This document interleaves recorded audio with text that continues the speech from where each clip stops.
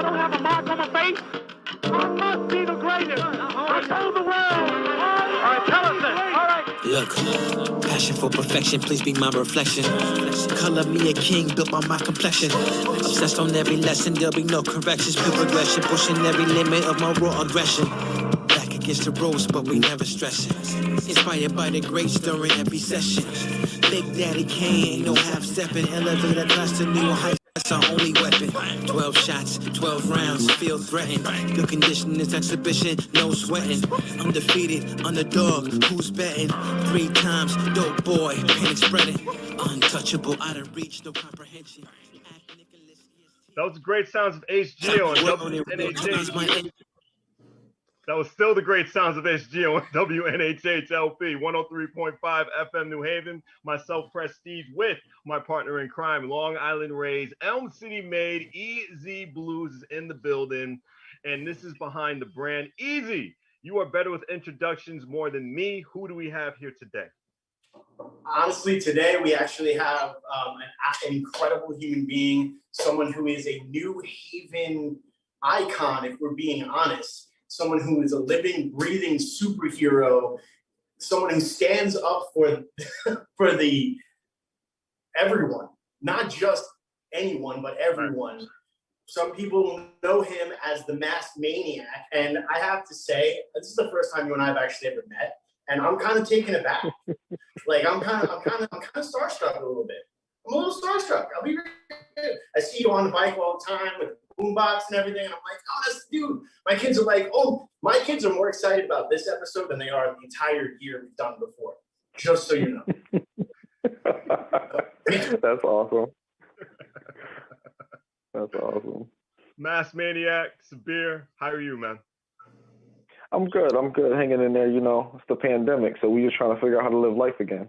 Absolutely. You're now a husband now, am I correct? Yes. As of March 5th, 2021. Yes. Thank you. It's been a long journey for you. I mean, you first started out this, it was crazy. What brought the idea of you just going out there with the bike and just starting your whole mission? Please tell me. I just want to know everything from day one. Well, I don't think this whole thing wasn't exactly intentional. I mean, we started back in 2015, mid-2015. We actually were doing, I was running a youth organization called the Youth Day Project. We were working on a photography day kind of event, and I was teaching the kids how to use different theatrical items to add it to their photography. So we decided for the day masks. So we ordered a bunch of Jabberwocky masks offline, different kind of masks offline. And then we took it a step further and said, let's see what happens if we wear these like outside. What's the public's reaction? Get pictures of the public's reaction, get pictures of guys doing parkour with the masks on, and just seeing how the public reacts. Awesome. And then we noticed this very familiar reaction to almost like, you know, being a person of color in America, where if you walk out into the public wearing whatever it is you feel like wearing that may not be the norm, that may not be a suit and tie, that may not be a dress or a particular type of clothing that everybody is familiar with in that setting, that you kind of get that same look. So, of course, me always taking a step too far. I think later on what happened was they rebooted the Spider-Man series. They rebooted the Spider-Man to Amazing Spider-Man. And I was like, it'd be cool if I went to the movie theater dressed as Spider-Man. So I ordered Spider-Man outfit offline. I talked with the management of the theater before I did it. And I was like, what if Spider-Man comes to the movie to see his movie? Will he get in trouble? And she was like, well, if Spider-Man shoots his webs, you got to clean them up. I was like, okay, cool. I'll let him know. And then the very next week, I went and got the outfit and went to the movie as Spider-Man. And then ended up, obviously, bicycle being my mode of transportation. At the time, it was, you know, I'm biking to the theater with the Spider-Man costume. And then it kind of turned into this thing where I started wearing it to work a little bit. When Halloween came around, we got away with wearing costumes and stuff, so I got to wear it to work. Everybody loved it. Then also I had the bicycle, the bike that I had at the time also had what was called a companion seat. So I had a second back seat to it. That the second person wouldn't have to pedal, so you're literally pulling all of that person's weight around. So coincidentally, I had a coworker at Starbucks when I was working who happened to be a redhead. So you know what that means, Spider-Man Mary Jane riding around New Haven, throwing everybody off. And I was also giving her rides to work, so it just worked out perfectly. And then I just started going home by myself. I would always bike extra time just to get my mind off things, enjoy the day, enjoy the city. And then I just keep noticing these super positive reactions just from the Spider-Man costume versus us initially just going out in these generic Jabberwocky style masks. And I was like, I wonder if we switched it. So I switched over the Jabberwocky masks. As you guys probably know, they're not as durable as other masks. So obviously didn't use that. So I went and got some other masks that were more durable, that were thicker, that were actually operating as protective gear. When I rode around in those, immediately getting pulled over. Literally, it felt like every 5 minutes I was getting pulled over, stopped, people acting like they're going to run for their life, not going into the store with the mask on, literally just riding on the street itself with the mask, blasting the music. And it really, people did not have the same reaction, even though I wore a Spider-Man outfit maybe the day before or a week before. And they didn't put two and two together that's the same person either. That was the part that really blew my mind. Like, you can't connect that the person wearing this mask is probably also the same person wearing the Spider-Man costume, because not everybody's going to bike around New Haven with a boombox. No. So after a while, I just said, you know what? We're going to just keep wearing this until it becomes normal. And then after I want to say after the first year of me wearing Spider-Man costume, wearing the mask, I actually got hit by a car wearing a mask on the way home. Oh my goodness. And I got hit on, what was the street? I got hit from in front of, what's the restaurant? Mamoon's. I got hit in front of Mamoon's, and the way the accident took place, I was going down the street. I was going down House Street, and a car, a Cadillac SUV, actually, I was in the far right lane towards, where the parked cars are. Obviously, it's parked cars because it's late at night. Everybody and their mother is parked, trying to go to this restaurant, that restaurant. So I'm also trying to make sure I'm not close enough where I'm hitting somebody's mirror. The SUV thought it could fit in the same lane as me going down House Street with parked cars. And the lady claimed she didn't see me, but my foot while I was on the pedal got lodged between, the space that's between your what do you call it, the wheel of your car and the body of the car. Yeah. While my foot was on the pedal, my foot was lodged in that space. I basically got dragged from Mamoon's all the way to Pizza House at the corner. I was able to sort of let myself loose towards the end of the street because, you get to the corner, there's no parking. So I was able to let loose at the end of the street, and coincidentally, I fell in front of one of the police officers that I met while wearing the Spider-Man costume who was on a motorcycle. And he was like, listen, stay here. I'm going to go chase after the car. And he ended up chasing after. I don't know if they arrested the lady or not, but she definitely got stopped. And after that, I think I was out of work for 2 weeks, week and a half, 2 weeks. I was put on bed rest, but you know us guys, we get hurt. We doctors say 2 weeks. That means for us 3 days. So after 3 days, I got bored, went to Stop and Shop, made an excuse to go grocery shopping, hopped in a little, the handicap cart because now I could use it without feeling bad, and just took it for a spin, and then started going out and just walking around on my crutches, and then eventually my leg got better, and I actually biked to my follow-up about a week later when I had to go get a follow-up from the doctor on my leg. I fractured my leg 8 ways in the same spot from the accident. But nothing shifted. So it was able to heal correctly and then pretty fast. After that, I decided that, for that accident to take place and to end up the way it did, I kind of analyzed it as a couple things took place. One, me just being so used to how aggressive cars are to cyclists. I already kind of knew what was going to happen, and while it was taking place, like what my options were, so there wasn't a lot of panic. If I panicked, that my injury could have been I could have lost my leg. My injury could have been way worse. the fact that I have a handle on my bike the way that I have a handle on it, and just knowing my bike and its capability and the ability to let yourself free if you're caught and different things like that.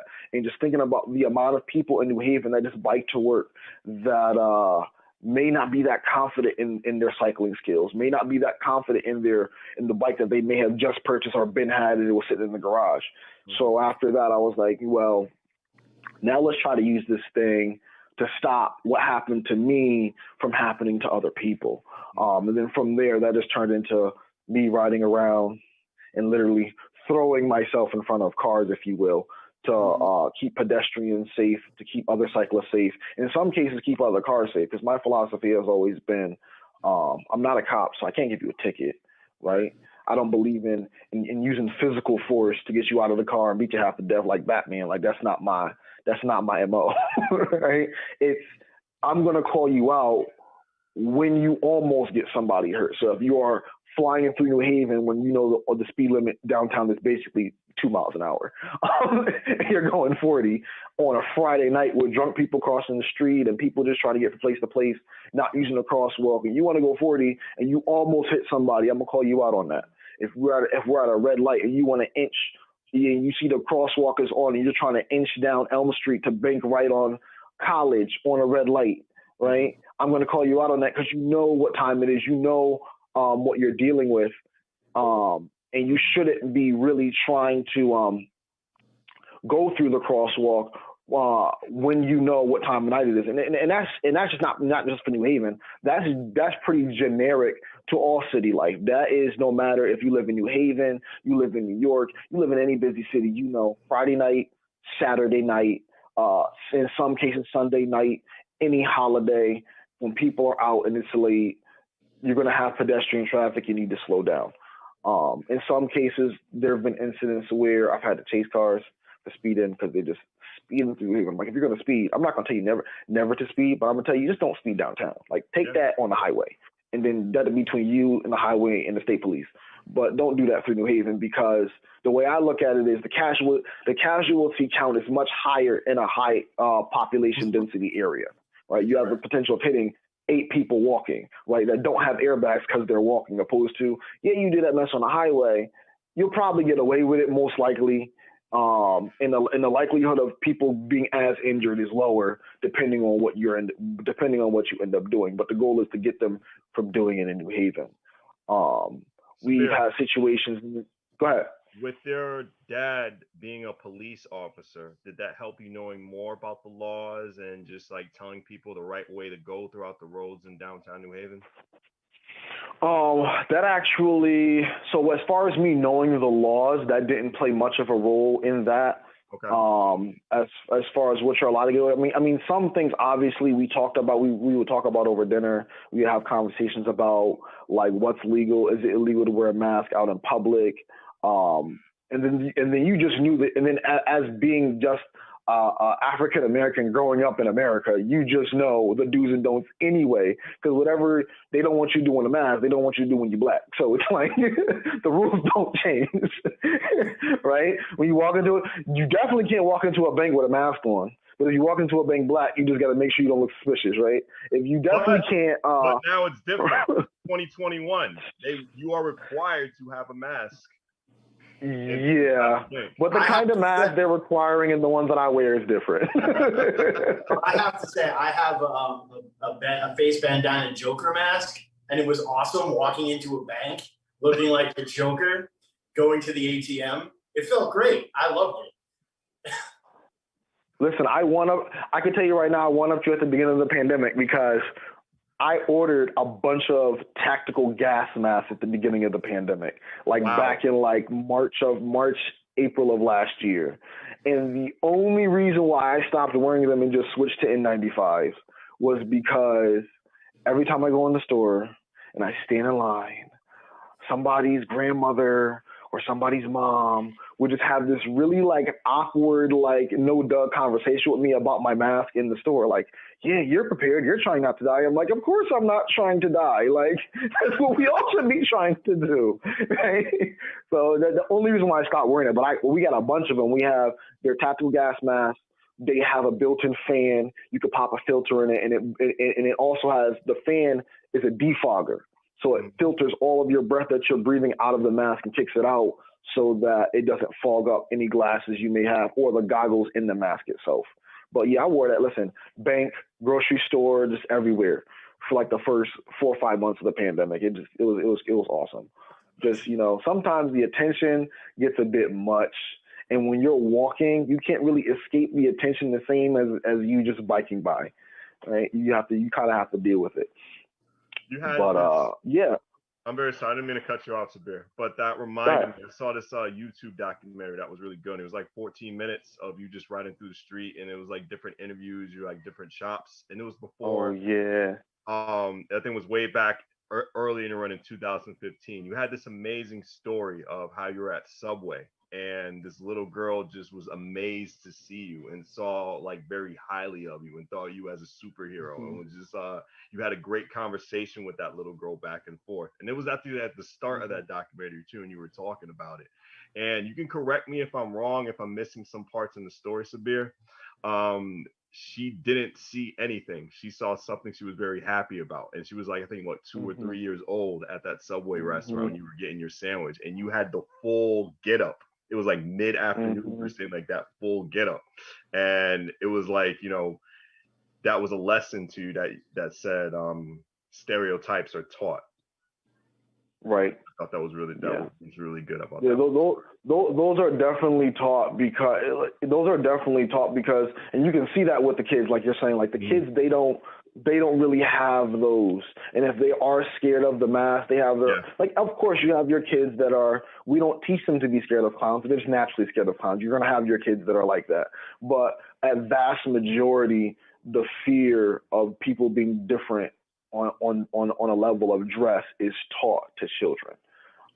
It's taught to children, and we have to just be conscious of it, because I'm just talking about, like, even with the mask, there was a point, and I remember, so we used to, first of all, Mask Maniac turned into Mask Maniac over time because it became more than one person.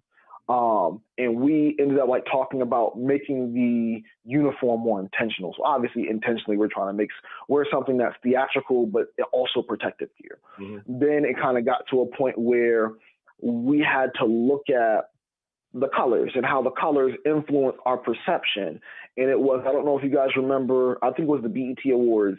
Jesse Williams gave an awesome speech about blackness. And the importance of blackness in America and how we've been treated. And after that speech hit, we had a meeting. We were like, from now on, we're only going to wear black masks and dark color masks. We were flopping between white, gold, silver, and black. And then at that point, we said, we're only going to wear black because it's important for kids to see someone doing a positive action, but having a darker face or being of a darker complexion. So after that point, we intentionally went black masks only, unless obviously we're doing a theme like another Spider-Man situation, or when Star Wars started getting rebooted for 789, the dreadful 789, right? We ended up getting, I got a Death Trooper mask. And then I added the Death Trooper mask to the Maniac armor, and it fit in like I was a Death Trooper from the movie. And then it would ride around, obviously thematically playing all Star Wars theme song music from different soundtracks in different movies. But we actually intentionally switched to black masks because even just changing the color of the mask changed how frequently we got pulled over, changed how people interacted with us, unless we wore the black mask enough as we do now, and people have gotten used to it and they know what the mask stands for. Even though the mask it's a generic mask, you can probably get it offline. It's funny because I'll see it in a Netflix film and they use it for like robberies. I'll see it in something else. I'll see the body armor in The Walking Dead, right? But when you piece it together in this certain way, and then you add the bike to it and you add the music, it creates an entirely different representation of who the person is. So even down to wearing the color mask, that girl's conversation influenced how we were looking at our uniform. And we have different kinds of uniforms. There's a general lightweight uniform. It's literally like, and I'll probably get in trouble for saying this, it's literally like, hopping on a game of Call of Duty. I don't think you're going to get in trouble thing. with saying this, Sabir, on WNHHLP 103.5 FM New Haven, behind the brand myself, Prestige, and my partner in crime, Long Island Rays, Elm City Made, Easy Bluez. We got my good friend, the Mass Maniac, in the building. Please continue what you were telling me about before I had to do protocol. Go right ahead, sir. Well, yeah, it's all good. But it's like almost like, when you hop on Call of Duty and you switch what gear you're wearing, lightweight, the Ghost Recon, the Ghost Recon weight, the heavy armor weight. We actually have our standard uniform, a lightweight uniform, and also now a riot uniform, which we actually adopted, unfortunately, towards when we got to the Stephanie and Paul protests. And the Black Lives Matter protests got bigger in New Haven. We actually took it a step further. So there was one transition we had was Jesse Williams' speech. That switched us over to Black Mass to give us sort of a black superhero kind of persona. Then another shift happened over time where we started addressing things that weren't just traffic. There have been situations where we've had to break up bar fights before, not take place inside the bar, but once you're outside in the public space, that's kind of our domain. Once you're on the street, you're fighting and brawling in the middle of the street, we'll kind of hop in it if we're there and we are capable to handling it. Because the biggest thing that I teach the Maniacs all the time is when we ride around, know where your paramedics are parked. Know where the people that can assist you, that's not going to be a problem, are parked if they're on shift, so that you can circumvent the 20-minute wait time of 911 and directly access somebody, because you may enter a situation where you cannot handle it by yourself and may need some assistance from the proper authorities. Police officers, I'm be honest, I don't. My personal opinion about police, I've never respected police officers because they have a badge. I respect police officers because the person that happens to be a police officer. So if the person demonstrates a certain character, like they're a good person, or I personally know a cop, and I know that they handle their business, then I'm cool. Like I know if officer so-and-so is working, let me make sure that if something goes down, I'm letting him know. I've had situations where I have a good relationship with the police commissioner in New Haven. And there's been situations where cops have gotten rowdy with me, and I'm like, okay, well, I'm going to videotape you, and I'm going to send this to, and I just start name dropping the name of the chief for Yale, New Haven, and the commissioner. And then later I will have a conversation with whoever the sergeant in charge is. And if they don't want to listen, the next person to understand, like, we're not here to play any games with you guys. Like, when we're telling you this is the law, you can't double park to make a speed trap in a blind spot, right? You can't do that, because even though you're trying to keep people safe, and I understand the intention is to keep people safe by creating a speed trap for people speeding down the street. But you also have to keep people safe using your speed trap.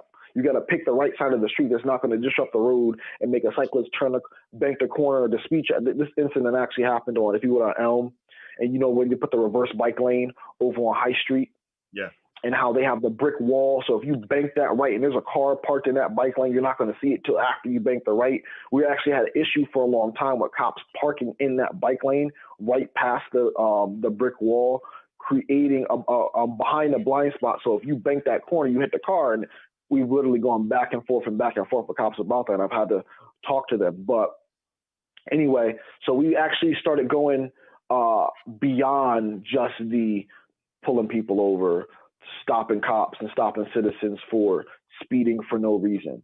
Obviously, we're using due diligence and investigating the situation. If somebody's speeding because they're trying to get to the hospital because someone's in the car is having a baby, a little different, right? You're a GSW victim in the car trying to get to the hospital before you bleed out, a little bit different. We've never had that situation, though. It's like I'm an Uber driver and I need to pick up my order, so I'm a double and triple park into the middle of Chapel Street downtown. I'm an Uber driver and I'm trying to get here. I'm somebody and I just feel good today and I want to go 40 down the street, going down Temple and going down College through red lights and different things. Mm-hmm. So it went beyond that to now, if you see something and you can handle it, deal with it. That's the bottom line, because now we have to start looking at being a maniac as not just this exclusive status that we just have, but look at it as, when you do something good, do something for the betterment of society. When people go, oh, you crazy, you're too strict, you're too this, that's being a maniac. That is you being a good citizen regardless of the negative feedback that you're getting from society, because it's just so, how do you put it, out of practice with society currently, that you're just out of place to everybody else, but you're still doing the right thing. So then we started moving towards, we started hitting these big protests. We got the Black Lives Matter protests in response to Stephanie and Paul. Then we had the huge protests with in response to George Floyd. And we got to the big one with Stephanie and Paul. I remember we actually had, at that time, the most Maniacs in the group in New Haven as we ever had. We had Maniacs stationed outside of New Haven, but this was the first time we had at least 3 or 4 Maniacs stationed in New Haven, active, in full gear, ready to go. And when that took place, I remember I was very hesitant to mess with it, because I'm like, these cops don't care about nobody's rights. We out here beating people for peacefully protesting. I don't got time for this.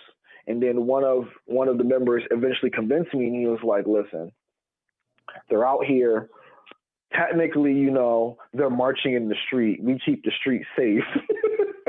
And then I was at work, and next thing I work in Hamden. So next thing I know, he's telling me, oh yeah, by the way, they're coming down Dixwell. They're about to hit Goodrich. And I'm like, so once they cross into Goodrich, I'm like, okay, New Haven PD, you guys, I'm not going to say they're cool, right? But them shooting at us for no reason, they don't have really a reputation for that as of late, right? It's really been all of the out of town departments. So I'm like, they're coming up Dixwell, they're about to cross into Goodrich. We're about to deal with Hamden PD. It's going to be a wrap. So I suited up. I told everybody else to suit up. We all reported to Goodrich, and literally the instruction was, if a cop puts his hands on a peaceful protester, right, jump in the middle. That's it. Our only purpose there, our purpose is not to stand there and chant. Our purpose is not to hold up a sign. Our purpose is you stand on the street side, carefully analyze the situation. If a cop acts out of pocket, handle it, and then we'll deal with the consequences later. And that took place at least for, if I'm not mistaken, I had at least one Maniac stationed in the area for every one of those protests. And there's a couple pictures of us doing it too, because Lee Busby did a really, really good job of capturing that movement. But that was the protocol, and then we ended up getting the riot gear because we're dealing with cops who may be acting any which way, and then plus I also was doing kind of annually, but not really annually, doing Rock to Rock.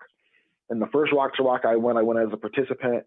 The second Rock to Rock I went as a volunteer, as one of the guides. Go ahead. Talk to me about all these events, brother. How many Maniacs are there right now? You said there's Maniacs outside New Haven. Like, are they so many more? Like, are your whole family? Like, how many are they?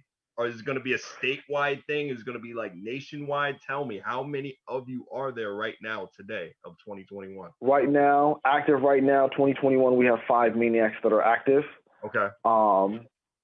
And we're operating in a slightly different capacity right now because of COVID.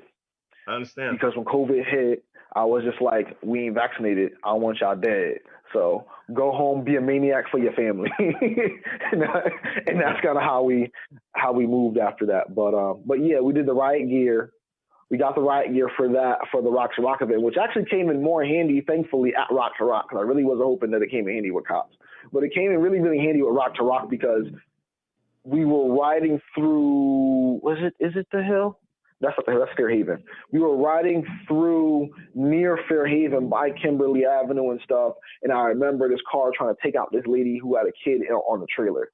Oh my and God. I'm just like, so, and I had to like intervene and deal with that situation. Like, because seeing the armor, it's like, if someone sees you wearing that, a couple of things could be going through their mind. Like, what in the world is wrong with him? Or if I hit you, you might get back up, right? So I'd rather just not take it all together. And then plus we have without disclosing how we do it, we have our ways of persuasion when dealing with people to let them know, like, listen, your car is not going to get out of this thing unscathed. We have our ways of dealing with your vehicle if you don't want to comply. So we really now have like so much, there's so much diversity in how we operate There's so much diversity within just where everybody lives. We have Maniacs just all over Connecticut, North Branford. We got some that live in Berlin. We have some that live in New Haven. I now reside in Hamden, so I'm cross-jumping between New Haven and Hamden on a regular basis. Right. So we're just everywhere, and now it's just like, just be a maniac where you are. Like, you know, that is not just, oh, I'm going to go out here and stop a car. Yeah, stop a car if you're walking with your family across the street. Do what you were trained to do, right? If you're crossing the street, if you're biking with your family, do what you were trained to do. But that also means new things now in 2021. Like, if you see trash, organize. You don't have to get a bunch of people together, because, as you know, mass meetings is like 5 people. For a long time, it was 1 person, and for a long time, it was 2 people. But get 1 person with you and make that change. You don't need a huge group. Handle your street, go 1 block at a time, 1 street at a time, 1 city at a time, right? So all you have to do is just get another person with you. It could be a sibling, it could be your loved one, it could be whoever, and just get that thing done. It's not that complicated. And we have a bad habit in America of leaving things to what our taxes pay for, right? Oh, we got street sweepers. Why am I picking up trash off my street?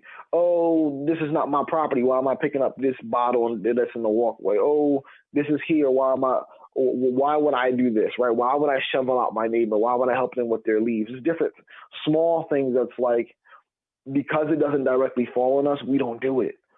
But once upon a time in America, and I always go back to this, once upon a time, there was a time in America where we did not need police.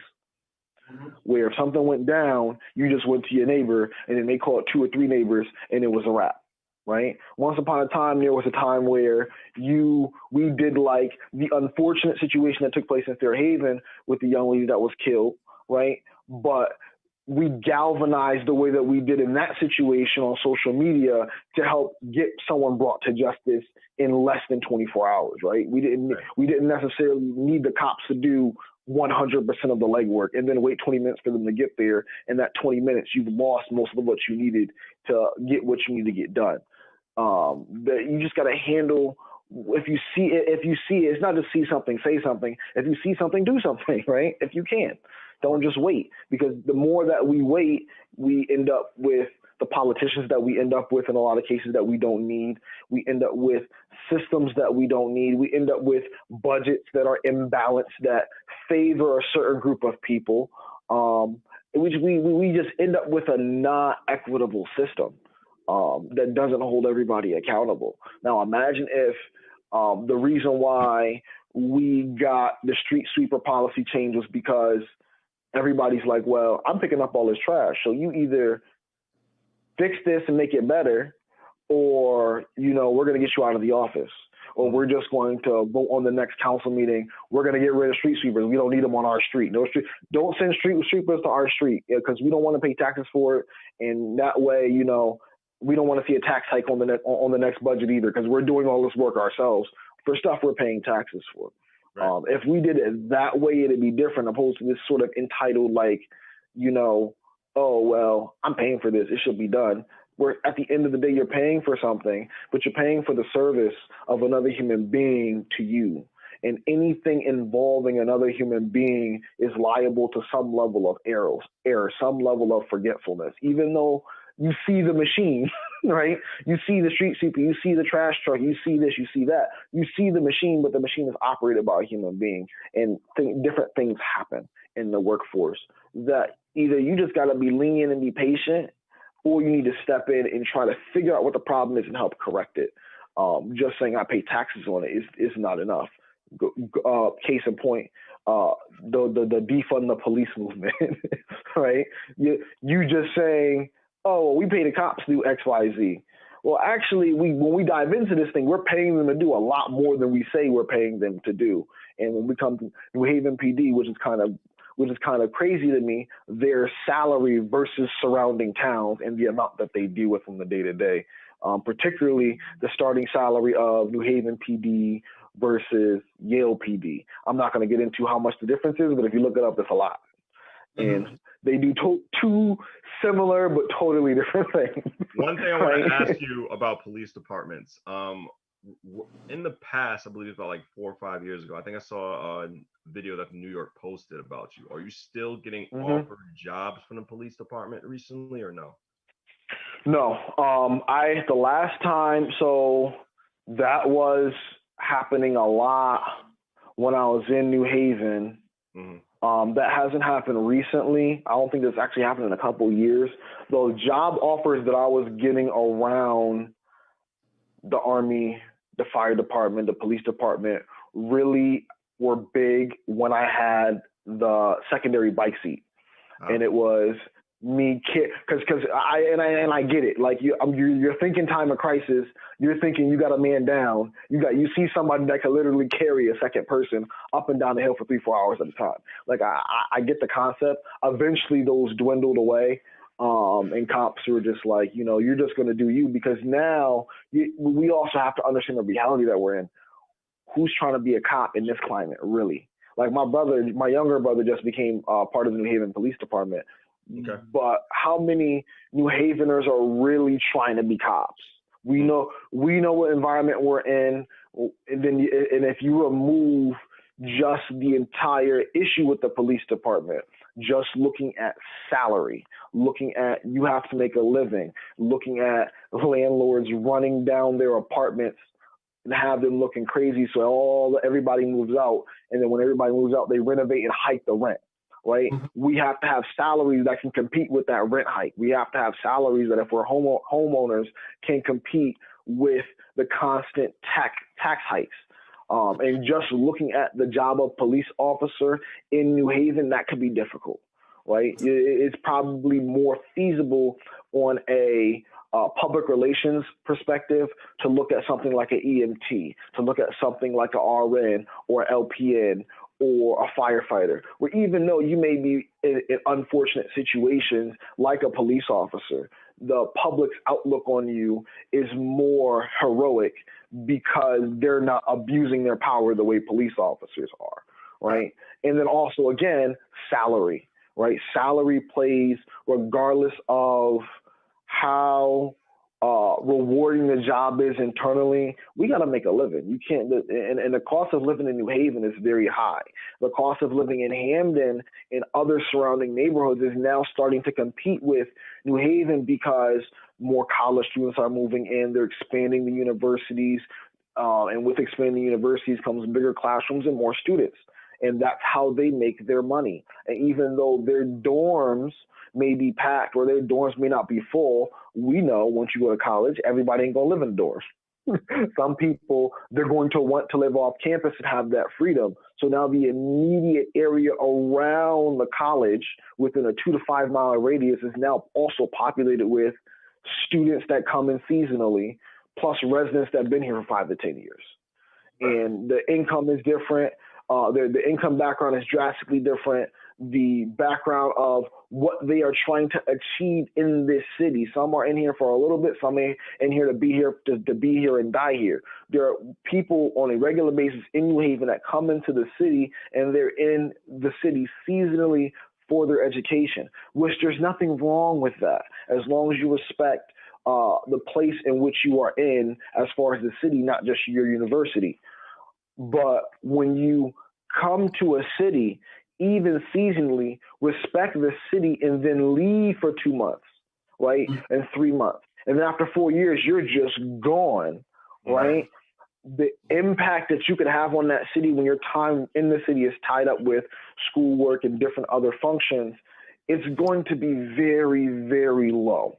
It's going to be in the interest of the university more than it will be in the interest of the city, unless you make a conscious effort as a student to get more involved with your city and the university at the same time. And that's not something that we're seeing take place enough in colleges, because we're not raising our kids to do that. We're raising kids to go to college, get an education, come home, do what you want, right? Or go wherever you want after that and do what you want. The goal is not go to college, get an education, make a difference in the city that your college is while you're there, and then come home or go wherever, make a difference. We're not teaching that. That's not part of the culture regardless of what race you're talking about, across humanity, across being all of America, that is not the culture that is being presented. So now you have a situation where you have a city that is 52%, I think that they said in the report, not property taxable.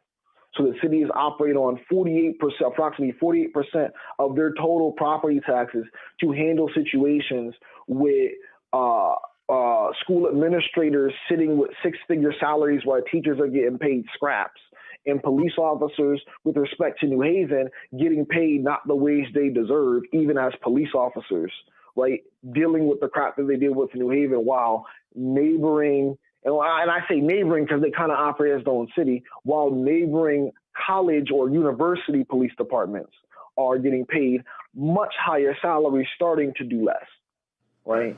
Because their jurisdiction is their university. Their university is a small part within the city. So imagine being a police officer Sabir, of just the hill, interview, and you getting paid more. NHHLP 103.5 FM New Haven, myself, Prestige, and my partner in crime, Long Island Raised, Elm City Made, Easy Bluez for Behind the Brand. Didn't mean to cut you off, sir. Go right ahead.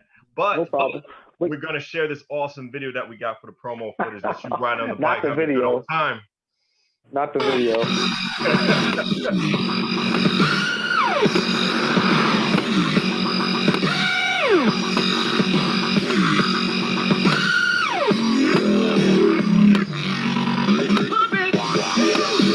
That was back 2015, man. Yeah, that was a while ago. I think this was from New Haven Independent. I mean, you see somebody walking down the street with a mask on, you don't know why. Generally, people are scared. You got to go to Subway because I wear the mask at Subway all the time, going to Subway with the mask on. And there's a little 3-year-old girl that's by the door, and she's staring at me. And then her older sister, who's like 7, walks up to me and goes, "Hi, I'm Anna, what's your name?" And I'm looking at her like, "Why are you saying hi?" And it's like, shows like that fear, we put that into kids. Kids aren't born with that. So regardless of race, how you dress, kids just see a person walking through the door. Anything you do after that is what they'll process, but up until... Little nostalgia. Listen, Sebi did a good job on that documentary, man.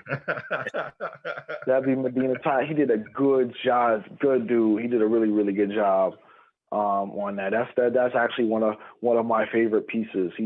I've done quite a few actually.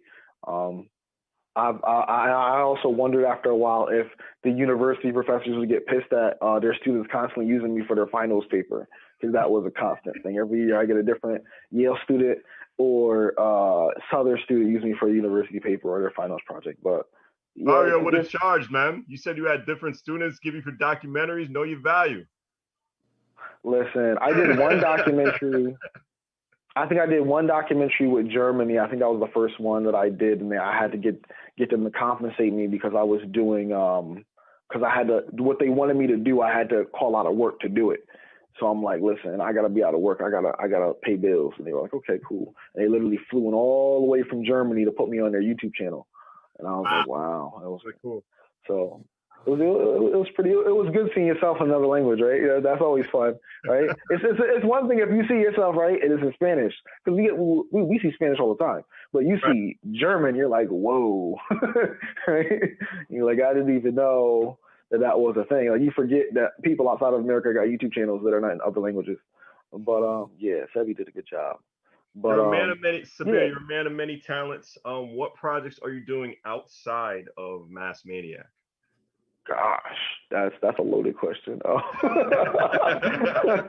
am I not doing? Okay, things that I'm doing outside of Mass Maniacs. So, I do public relations and media management, and I run my own multimedia production and marketing company. Awesome. It's called For Real Productions. Okay. We've been around since before Mass Maniacs, actually, because while I was doing Mass Maniacs, I actually did a filmmaking apprenticeship with an independent filmmaker back when I was 12 years old. And I started a business called For Real Productions to help make different like end of year videos for organizations, making logos, doing photography and different things. And I wanted really to get other youth involved in that, because I felt like you don't need to graduate college, major in the wrong thing, get a job at McDonald's, give up on life, and then be a photographer. Why not? You want to be a photographer when you grow up, do it at 15, do it at 16. So we ended up recruiting a lot of kids to do internships from 16 to 18. And then when they became 18 and they finished school and they didn't have to worry about going to class and stuff like that, and living under their parents, we then would hire them if they wanted to work with us to do photography, to make websites. And making websites is a big part of what we do. So I do that. I have a team of 2 other young ladies that work with me. One of them lives in Arizona, but she used to live in East Haven, and the other one lives in New Haven. And they just did a wonderful job of just managing our clientele and just moving things forward. And we use literally the same technology that they're using to like make the holograms show up on the Star Wars films, right? We use the same technology. It's called Adobe. It's this wonderful thing where they took this $1 million technology that they were charging people and said, we're going to do you guys like Netflix and just charge you $50 a month, right? A lot of places switched to that. So we were able to have access to that technology and teach them that stuff early on before college. So if you knew this is what you wanted to do, learn this now, do it now, because by the time you graduate in 4 years, the tech's going to be different anyway. So you might as well make your money off the tech that's out now while you have a chance, and you can do it while you're in school. So forward production was one. Another project that I am working on. So 2 things. One, I'm the assistant imam at the Abdul Majid Kareem Hassan Islamic Center on 870 Dixwell Avenue in Hamden. So I do a lot of religious studies related work there, as well as I run an online Islamic school called the Institute of Learning Muslims. So I teach on the weekends online. It's an online-based Islamic studies school, and it's based online. It was something that was able to really go online and thrive during the pandemic. And we actually teach students in what cities? We have 2 students in Detroit. We have 2 students we have 1 student in South Carolina. We got a student in Alabama. We got students in Hamden, New Haven, and we got just more and more coming along. So we're able to teach in different time zones and do and sort of, give the word of God to the people in that way. And it's a beautiful thing. I love starting my weekend mornings off with the school. Other things that I'm working on, I got a couple other side projects going, some ventures in fashion, right? Some ventures in food. And you guys probably know about the pop-up Mood Foods project that I did for a while and had to slow it down when they wanted to start mugging food delivery people. And I was like, nah, I'm not. I'm good. Y'all can have that by yourself. But for a while, some ventures in food, some ventures in fashion. When that comes out, I'll let you know. But I'm always just doing something different all the time. I'm working, Maniac is also working really closely with the Bradley Street Bike Co-op. I almost forgot the name. And John Martin. John Martin has been a wonderful, wonderful help to the Maniacs. He's actually gotten us switched into, if you see me ride around on an e-bike, that's all John Martin. John Martin got me into e-bikes now. So now I'm out here. You know how fast I was going without a motor. Now think about electric assist with the motor, right? So we've been working with John Martin on getting our bikes fixed, just because, John's got this bike co-op that's for the people. And he's the only bike shop that's open when I get out of work. So that's another plus. But so doing that. I also do landscaping in the New Haven area. Just great, and really in the wintertime, it really pushed to just the Connecticut area.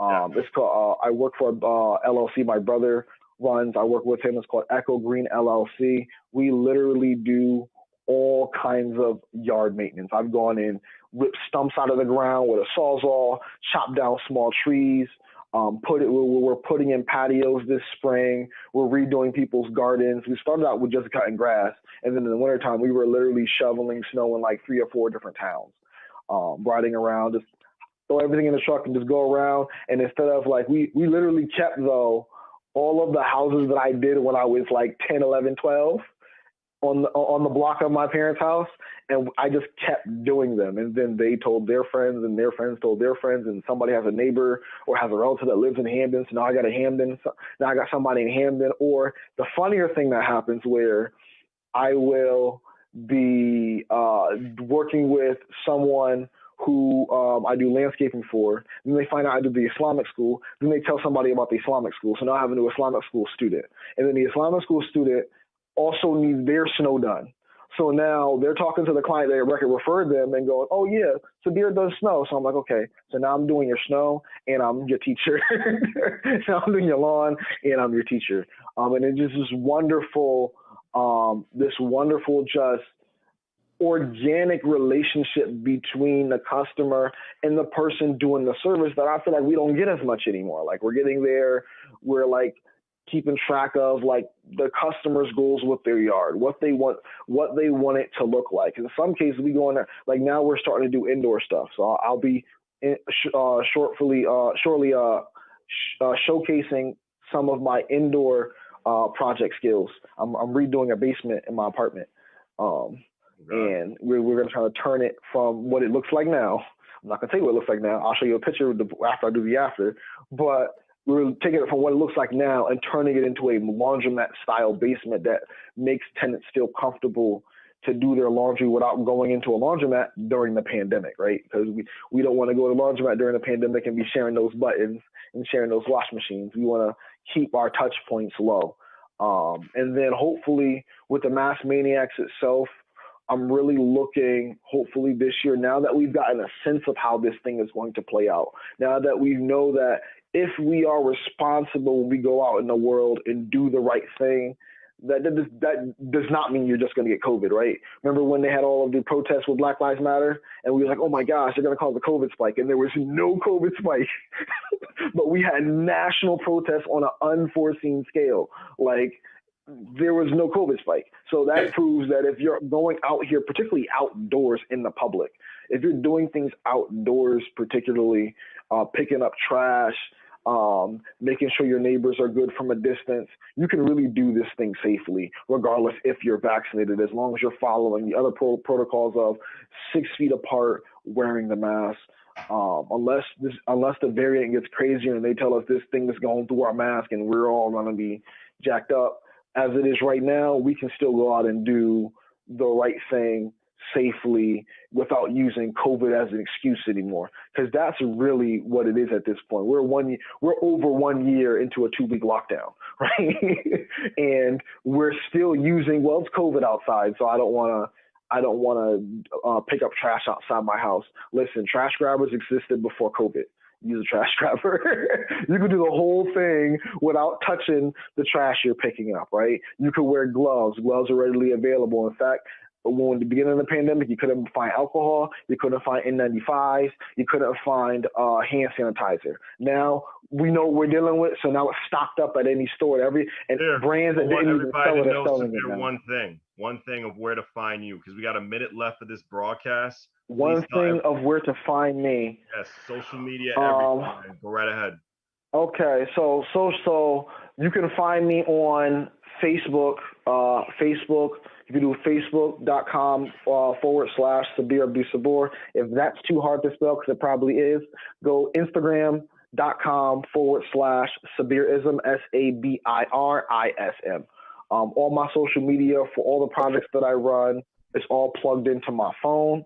So if you hit us up or hit me up, I'll get the message. And everything that we got, because, I do the marketing and the branding, you can Google everything that I do, and you'll sure find some way to get in touch with me.